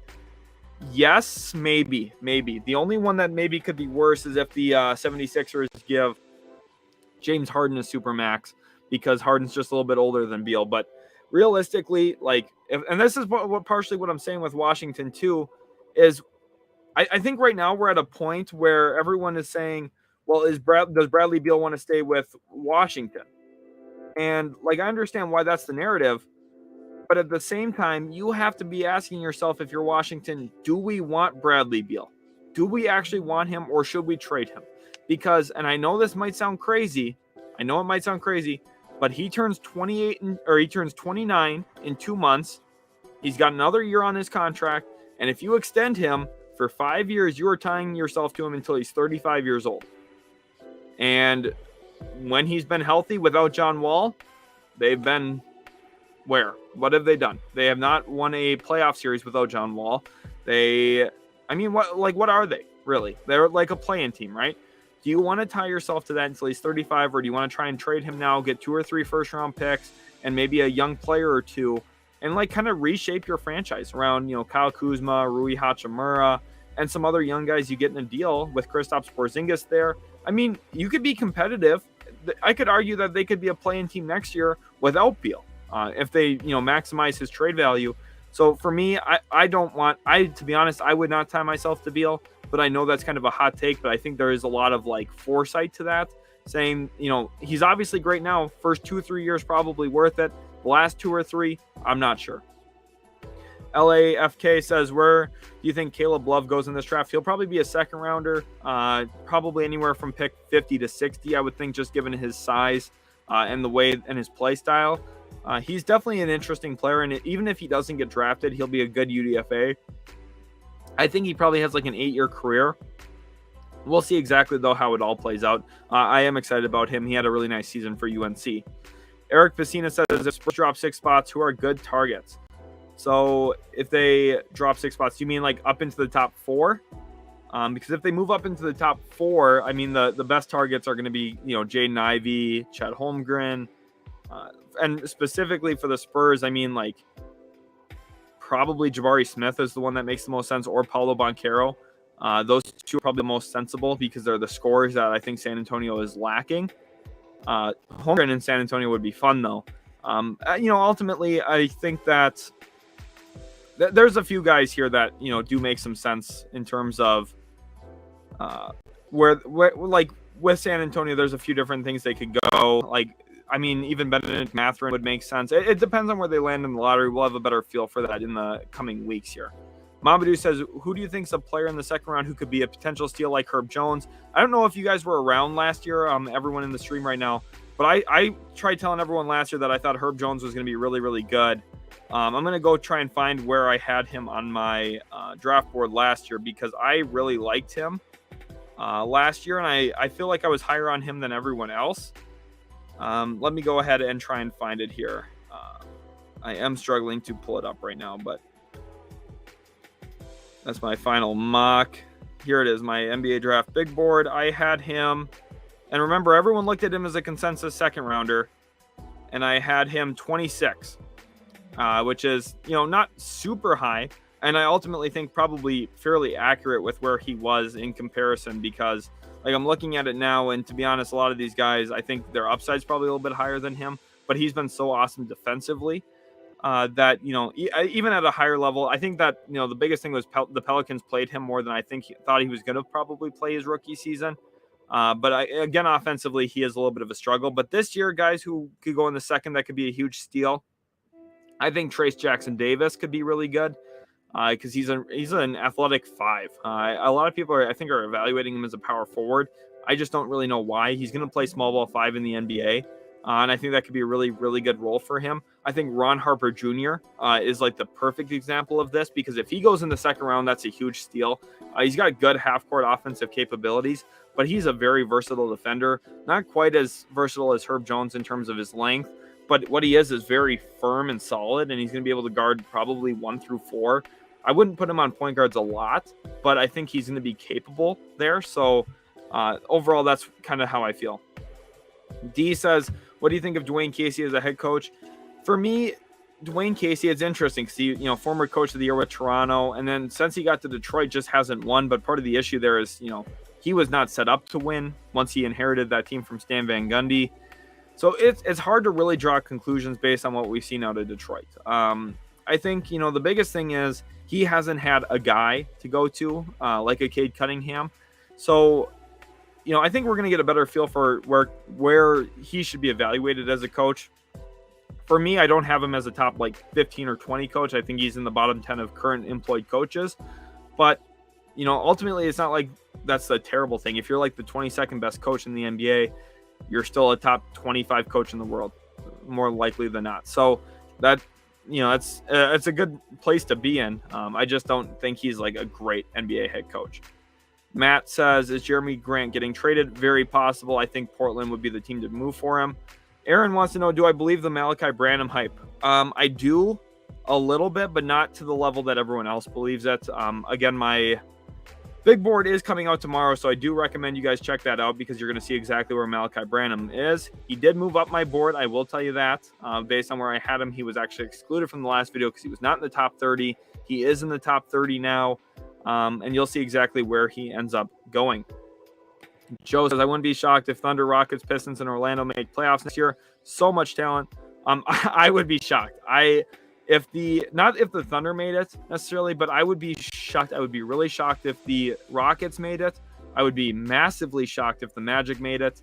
And if the Pistons made it, I would be relatively shocked as well. Now, I do believe Cade Cunningham's ready for a big year 2 jump, but I do think that roster has a lot of work to do yet. So the Thunder, I think, are actually the most ready team out of all of those. I would still be really shocked, though, if those teams make the postseason. LA wants to know about the Celtics draft. Well, they don't have any first-round picks, so their draft's going to be a little bit more obscure. What I think they maybe will look for in round 2 would be something along the lines of a depth big who's athletic, which there's a few. You could look at a guy like Ariel Hukporti, who's playing overseas right now. There's also some other guys they could consider. They could look at maybe an Oscar Tshiebwe from Kentucky, who's a really good rebounding big. You could consider Kofi Cockburn, from Illinois, who's huge. But then you could also maybe look at a guard off the bench, maybe someone like J.D. Davison, who's very athletic.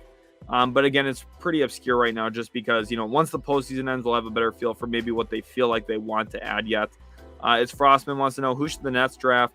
I think they should look for a shooter, someone who's, taller. In mocks, I've been looking at guys like Isaiah Mobley, who probably is closer to a second-round pick than a back-end first. I think he'll probably go in the 30s, but I mean, if you like a guy and you feel like he's a fit next to Simmons and Durant, you probably should just take him. But then outside of Isaiah Mobley, I've been looking at Patrick Baldwin. So I think those two guys are in play. I would also like to see them maybe grab a guy like Ron Harper Jr., who's a really good defensive player, but again, a player who I think maybe will go in the 30s. Cole says, you think the Thunder will go for getting Chet and Victor in the next 2 drafts? I mean, that would be insane if they did. The Thunder would need some luck, though, in the lottery to do that because even though they have all those draft assets, once a team locks up the number 1 pick in 2023, they're going to take Victor Wembanyama. They will not trade the selection no matter how many firsts you offer them. They are going to take Wembanyama. So you're going to need some luck to get it done, but it would be a really, really fun pairing if they do get it. Terry says Houston can use Gordon and Wood to trade up if they need to. Yeah, I mean, they can. It depends, though, because it depends on who gets the pick because, team picking number 1 historically is probably not going to want someone Eric Gordon's age and his salary number. Christian Wood's good, and he's young. He's only, 26 years old right now. But, again, if it's Detroit, say Detroit gets the first pick, they chose to not re-sign him. So it's going to depend, but those 2 players are good prospects, or not good prospects, but good, players that I think some teams would have interest in. Maybe they could use those players to trade for picks from other teams to try and incentivize a package to trade up, which I think is a possibility.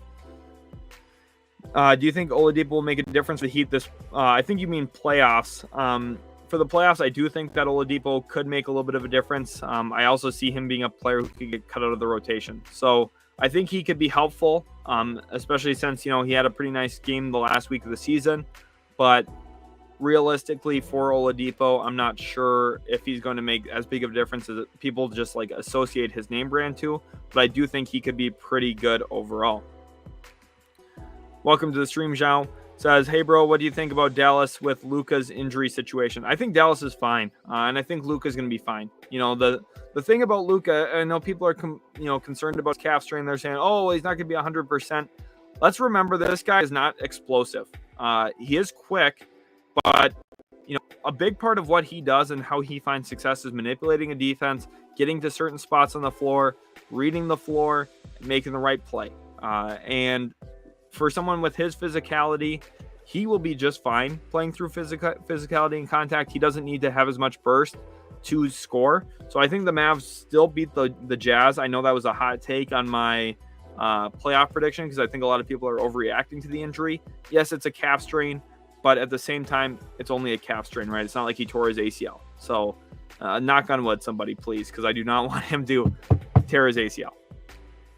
John Hamilton says, let's see what he says here. Is there a center at 33 the Raptors should target, or do they need a shooting guard more? I want to go back to Ariel Hukporti.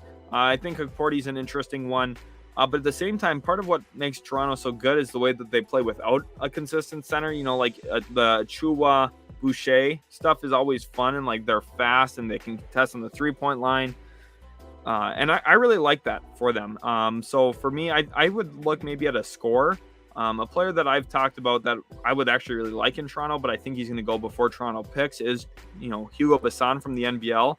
And he's a player who defensively is really rough right now. He's going to need some coaching up, but offensively he could be what they're missing. So I think Toronto should maybe look to move up for a guy like Hugo Bassan in this year's draft. But ultimately I think they probably land on center just because they've shown a lot of interest in center at the trade deadline. Cass says Jaden Hardy is top 10 in this draft. Yeah, I feel very similarly to you. Beal has fallen off this year. Better to see what they can get for him. See, I think more people are coming around on that. Braden, thank you for staying in the stream so much. He says my finals prediction is Bucks versus Suns rematch. That's what I feel as well. Warzone Snipe says Pistons should draft Ivy, trade Jeremy to the Blazers, draft Duren. That's a pretty good outcome. I mean, if they get all that done, that's a scary team to definitely mess with. So that'll be interesting for sure. Terry says that would be a successful draft for the Pistons. I want Duren on Houston, but I can't see him there by 17. Yeah, well, Duren won't be there by 17. If that's the only way that Houston will take Duren is potentially if they fall to 5 in the lottery, which would be definitely a disaster for Houston if that happens. But we'll see. Solid North wants to know about Kai Soto. We will have a video coming out on Kai Soto soon, so I don't want to spoil too much on that. So hopefully that's okay. Hopefully you're not too disappointed that I'm not going to give you my thoughts right now. I am planning a video coming out on him very, very soon. So just give me a little bit of time and we'll have an actual profile coming out on him. Joe says, I was impressed with Timmy at Gonzaga. His footwork like McHale, not projected to be drafted. I drafted him in second. Great last pick of draft for the Pacers. I mean, yeah, the one thing with him is he's going to kind of fall into the same issue that like Tyler Hansbrough had when Hansbrough came into the league. He's just not athletic enough to play good defensively in a pick and roll heavy era of basketball. So there's going to be some issues here with Drew Timme when it comes to the way that, he plays and competes. I think he's got good footwork, but ultimately, there's going to be more size and length. We saw him struggle in the NCAA tournament, and that's not a mistake because, there's better teams out there than what Gonzaga historically has played. So he is a skill set oriented player. I could see him getting drafted in round 2. Otherwise, he will sign as an undrafted free agent. Kevin Pena-Fiel says, will OKC have one of the best young trios if they land a top 3 in either Paolo, Jabari, or Chet to go along with Shea and Giddey? That's a good question. The thing about having one of the best top 3s is that's a really tough conversation to be in right now. Like you look at D'Angelo Russell, Anthony Edwards, Karl Anthony Towns. That's a really talented trio, and that's good for 7th in the West. So, I really am high on Shea. I really love Shea Gilgeous-Alexander as a player. And I like Josh Giddey as well. I was higher on Josh Giddey than pretty much everyone all last season. I was the first person in pretty much any NBA draft ever, in any NBA mock draft to include him in the lottery. I was the first person to include him in the first round. And of course I ended up being right about both. So with Giddey and, if they add Jabari, yes, maybe.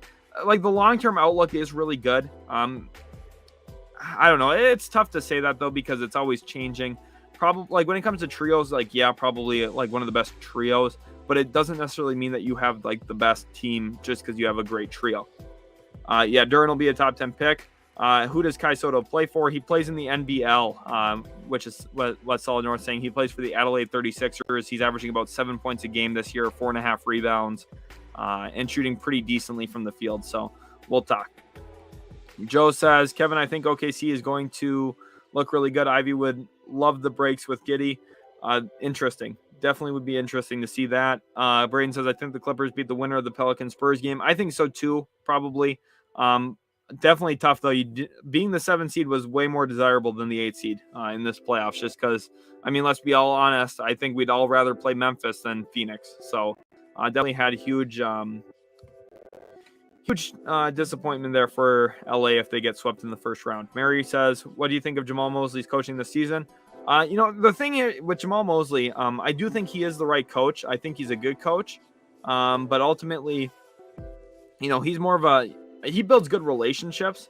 And I think he's a good development coach. The only issue is I don't know what he is as an X's and O's coach. If he's, going to be able to execute and really elevate a team based off his decision-making in-game, kind of like what we see from Ty Lue with the Clippers, where Ty Lue makes a lot of in-game adjustments, whereas I don't think Jamal Mosley does that quite to the same extent. And he's a first-year head coach, so he's not going to make those same adjustments as willingly or as readily. So I think, with him, we got to see him progress as a coach, but I think, he did an okay job. He didn't have a very talented team. He had a very young team with some high draft picks, and it's about development there. So I think he's the right guy for where the Magic are currently at. We have a comment here from M. Nude says, if the Pistons can't get Ivy, I think Jabari's the next best fit, but does that mean Grant's got to go? Yeah, probably long term. But the thing is, if you draft Jabari, it doesn't mean that you have to trade Jeremy Grant on day one. And I think there's a real outcome here where Detroit just gets better by trading Jeremy Grant anyway. You trade Jeremy Grant to Portland, hopefully get back their pick. It could be like 8th, and you draft, say, Jabari Smith, and you come back and draft another wing like AJ Griffin. And all of a sudden, you've got 2 good wings with Sadiq Bey. I mean, you got a lot of talent there. So at some point, I think, Detroit needs to find a guard, but maybe they go out in free agency, use their cap space on Jalen Brunson. You look at a starting lineup next year of something like Cade Cunningham, Jalen Brunson, Sadiq Bey. You have then Jabari Smith. At the 5, maybe start Marvin Bagley off the bench, bring Isaiah Stewart, and you also then bring off the bench AJ Griffin. That's a pretty good group, and you also have Killian Hayes off the bench. I mean, that's not bad. Pretty solid. I like to watch. NFL says Warriors will take out Nuggets in 4, so predicting a sweep there. Interesting. Mamadou wants to know about Christian Koloko. Will he go in the first round, and why is he rated so much lower in comparison to Mark Williams? That's a good question. For me, Koloko, athletically, he's just not as good as Mark Williams. And I think the biggest thing with him is I think he's going to struggle more laterally in the NBA. And centers are always the toughest position to evaluate. I really do believe that. And I think the reasoning as to why, centers and point guards, but specifically centers, because the defensive capabilities they need to have to be a good center in the NBA is massive. And for me, Koloko, I think, is just a much worse defensive center than Mark Williams, specifically when it comes to guarding players out in space and dealing with, being a good drop defender in pick and roll. I just think he's not nearly as talented as Mark Williams in those areas, which is why he's going to go in the second round or maybe even undrafted. Chad says, if Clippers lose tomorrow, my Thunder would get another lottery pick. And that's huge. It is huge. And that pick could even be as high as number 1. So gives you another shot with the ping pong balls. And Sam Presti's going to have a huge, huge smile if the Clippers lose to either the Pelicans or the Spurs, whoever they end up playing. Terry says, who's your best fit? Top 5 for OKC, Pistons, Magic, and Rockets. It's going to depend on really who falls where in the lottery, because it's possible that another team that we don't even have listed here ends up picking top 4. So I think I'm going to save that for another future video. That's a really great question, though, Terry, and I'm going to use that to guide a video in the future. So, again, thank you so much. Justin Anderson here says, Pistons trade Jeremy Grant in a second for Blazers first round and Josh Hart. That's another really good outcome. If you can get Josh Hart, if you're Detroit, you feel pretty good about that as well. Probably have him come off the bench and you have even more bench depth. I mean, that's a really, really good outcome. Zhao says, if you're the Spurs, would you draft Jalen Duren and then trade Jakob Poeltl? I would strongly consider that. I am very high on Jalen Duren. You'll see tomorrow in the big board where I have him. Terry says, in your opinion, does Sharp go top 5? risky pick. I could see him going 5th. I really could. I don't think he goes top 4. I could see him going 5th. It's going to depend on his individual workouts, and it's very possible he doesn't even declare for the draft this year. So he's kind of the player. There's always one every year that you're like, you just can't figure out, or, kind of throws a wrench into things. Maybe he withdraws his name from the draft when he thought he was going to be a first-round pick. Shaedon Sharpe's the guy right now for me who I'm struggling with because, first of all, I only have high school film on him. So, again, evaluating a player out of high school is kind of tough. I thought Cade Cunningham was the best player in his class from his high school film. I thought this guy was going to be the first overall pick. He did end up being it. So I do think I can use high school film. I am a high school basketball coach, so I have a pretty good understanding of what the game looks like at that level and kind of evaluating talent there. It just is a little bit tougher because it's not the same spacing, not the same talent around him, and not the same type of competition against him either. So Shaedon Sharpe, he is risky, but his athletic profile is massive. Justin says, in my opinion, Pistons are going to select Jabari or Jaden Ivey. Yeah, I think those are the two guys that make the most sense, honestly. And Nude here agrees. Justin also goes on to say, I love Brooklyn versus Boston. That's going to be fire. I got Boston in 7. I think it's going to be a fun series for sure. I'm excited. Joe wants to know about Julius Randle. Is his time in New York over? And will Kemba sign elsewhere or retire? I think Kemba maybe gets one more shot. And for Julius Randle, I think with the way Obi Toppin and Emmanuel quickly played together to end the Knicks season, I think that the Knicks are going to seriously consider moving Julius Randle. Now, I don't know if they're going to get anything great for him. And it might be an interesting flip to see what they do. But Julius Randle potentially has played his last game with the New York Knicks. Kevin said, what will be the most surprising trade in the draft, and what will this year's draft be defined as? This year's draft will be defined as the Jaden Ivey draft. I'm very confident in that. And I think the surprising trade in the draft, if there's a team to make a trade, it'll be Oklahoma City. If they don't get the lottery luck they want and they feel like they really need to make a guy, I don't know. I was thinking about it. I'm not sure. If there's like a surprise trade, like obviously the Thunder moving up for guys not super surprising, but it's hard to predict the surprising trade. That's what makes it surprising, right? So Mike here says, help settle a sports bet. More important, perimeter or paint defense? Oh boy. Oh gosh. Okay, this is a great question, and it's one that I've honestly thought about making a video on. It really depends. It is extremely dependent. So in certain cases, paint defense is more important because a majority of shots in the NBA come at the rim. And in terms of just basketball, like, you need to be able to stop people from scoring at the rim. But part of that is perimeter defense. And I don't think people understand how closely related perimeter and paint defense is, because good perimeter defense usually means cutting guys off and not letting them get to the rim consistently. So for me, like the paint defenders are the ones that are more obvious and like, oh, look at him. He got a block, or he contested the shot at the rim, or, he grabbed this rebound after getting, a contest. Like that kind of stuff is really obvious and apparent. And that's why Rudy Gobert, and the stats show that too with blocks. Whereas good perimeter defense isn't just getting steals or getting, whatever, blocking 3-point shots or getting good contests. It's about using your body, cutting off straight line drives, making guys work to get to their spots. And for me, you need to have a rim protector. I would opt to have better paint defense than perimeter defense, because there's always the idea of maybe like you can avoid shooting luck. But like for me with the Utah Jazz right now, part of why they're such a bad defensive team when Rudy Gobert is not on the floor and why 5-out worked against them is because they finally didn't have that paint defender in the paint, because he had to go contest a shooter. And then what happened was, Bojan Bogdanovic and Donovan Mitchell and Mike Conley all got blown by. So they had bad perimeter defense.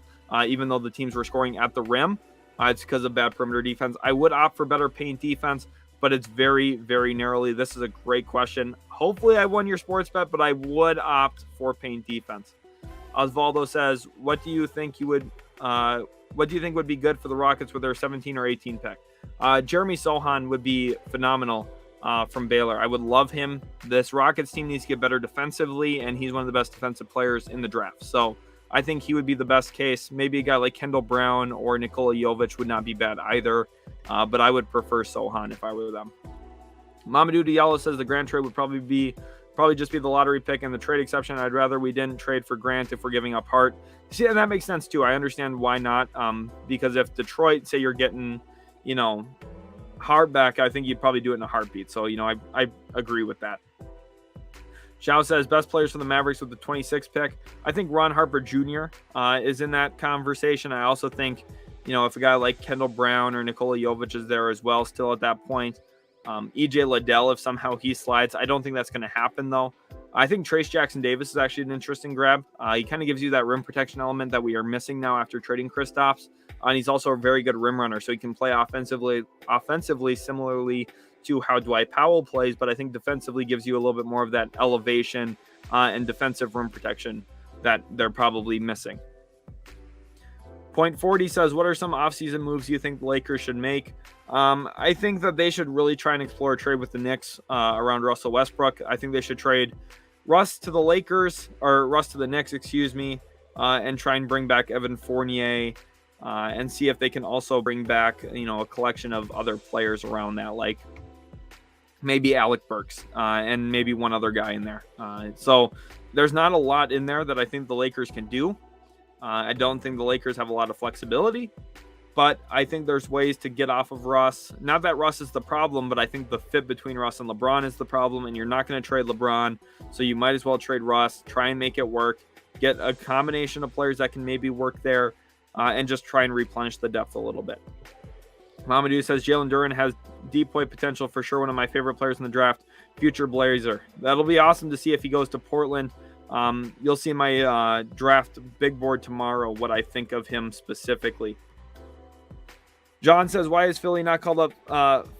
Philippe Petrusev draft and stash is okay, but they could really use a 6'11 shooter against Raptors. Can other teams pick up somehow another team's draft and stash pick? They cannot. And part of the reason why is because Petrusev has an overseas contract still. So, you're looking at a player here where he probably fits into the fold a year or two, maybe 3 years from now. So he's just not available to come up right now. A question here about my NBA Finals prediction. It is Phoenix versus Brooklyn, or not Brooklyn. Excuse me. It is Phoenix versus Milwaukee against the Bucks. I was thinking Bucks, and somehow Brooklyn came out. It is the Suns-Bucks rematch, and I think the Suns maybe get the job done. I'm not sure. Very, very close. We'll have to see how the playoffs go. Joe says, I've heard multiple times AJ Griffin lost a lot of explosion with injury prior to year. Is that smoke? Get it back, or is the ceiling low? I think part of that smoke, and I think part of that too is like you can like in short term temporarily lose burst and explosion because he's still coming back from that injury. Like think about Paul George right when he came back from his nasty injury for Team USA. He wasn't the same player overnight. So but as of now, he's again a very freak athlete who can throw down 360 dunks and can explode at the rim. He never got quite back to where he was, but holistically, he did recover and is more athletic now than he was right when right the first year after that injury. So again, I think, probably with AJ Griffin, I'm sure he's going to have athleticism and bounce. He is an athletic player. I think he's still partially recovering. Point 40 says, which draft prospect will you think will be taken surprisingly early like Giddey last year? Well, last year I didn't think Giddey was taken surprisingly early. I thought Kuminga was going to go before him, but otherwise after that I thought, for most of the time I was actually mocking Giddey at 7 to the Warriors, and he actually went 6. So I didn't think he went surprisingly early. But a player who I think could go surprisingly early in this draft is probably AJ Griffin. I think a lot of people are looking at him from anywhere like 7 to 9 right now, and I think it's possible he could go 5, which maybe doesn't sound super surprising, but if you're looking at a guy going maybe 9th and he goes 5th overall, that is a pretty significant jump. And I think another player who maybe goes higher than everyone else's timeout is Jeremy Sohan. I think a lot of people are maybe looking at him around that 17 to 18 mark to Houston. I think he could go as high as 8, maybe 7. Depends on where Portland picks. So we'll see. But I think Sohan's a player to watch. Funny question here. Justin wants to know who's better, Nikola or Nikola. So this is the funny thing. The NBA is about to have 2 Nikolas. 3 with Vucevic as well. But I think he's talking about Jovic here because Nikola Jovic is a draft prospect. Nikola Jokic, former MVP. Little funny there because the two of them do sound very similar. I'm going to be live for just another minute or two here, guys. I do have to eat. I've not eaten anything today, actually. I've been working on videos all morning and everything. So Mamadou says, how do you feel about Russ to the Pacers for Brogdon and Hield? I think it makes sense if you can get the 2027 Lakers first, a 2028 swap with the Lakers, and then you also could get Taylor Horton-Tucker. I think that's a pretty good outcome, specifically because I think Brogdon and Hield aren't needed pieces. Like for me with, given the fact where, the Pacers are at, you're probably transitioning from Brogdon to Halliburton anyway. And you're probably transitioning more into Duarte than Hield anyway. So bring in Russ. I don't even care if he plays for you or not. Maybe you could reroute him somewhere else as well. But if you can get those assets basically for free for players that you aren't planning on using, I do think it makes some sense.